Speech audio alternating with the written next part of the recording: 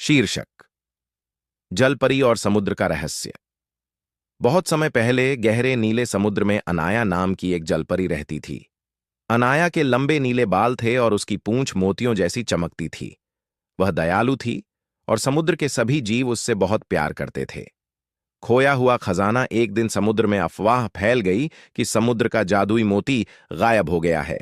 कहा जाता था कि इस मोती की रोशनी से पूरा समुद्र चमकता है और सभी जीव सुरक्षित रहते हैं। अगर वह मोती हमेशा के लिए खो गया तो अंधेरा और डर समुद्र पर छा जाएगा।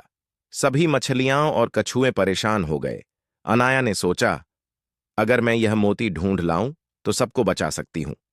यात्रा की शुरुआत अनाया ने अपनी सबसे अच्छी दोस्त, छोटी सुनहरी मछली मीरा और समझदार ऑक्टोपस ओमी को साथ लिया। तीनों ने गहरे समुद्र की यात्रा शुरू की। रास्ते में उन्हें बड़े बड़े शार्क, अंधेरी गुफाएं और घूमते भंवर मिले। समुद्री राक्षस से मुलाकात। आखिरकार वे एक गहरी गुफा में पहुंचे। वहां एक समुद्री राक्षस क्रैगन ने मोती छिपा रखा था। क्रैगन बोला, यह मोती अब मेरा है, कोई इसे मुझसे नहीं ले सकता। अनाया डर गई, लेकिन उसने हिम्मत नहीं हारी।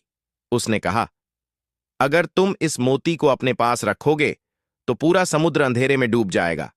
क्या तुम चाहते हो कि सारे जीव दुखी हों? राक्षस पहले तो गुस्से से गरजा, लेकिन फिर धीरे धीरे शांत हो गया। उसे एहसास हुआ कि वह गलत कर रहा है।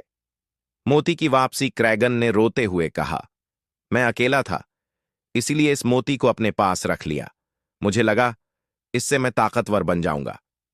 अनाया मुस्कुराई और बोली, अगर तुम्हें दोस्त चाहिए तो हम सब तुम्हारे दोस्त बन सकते हैं।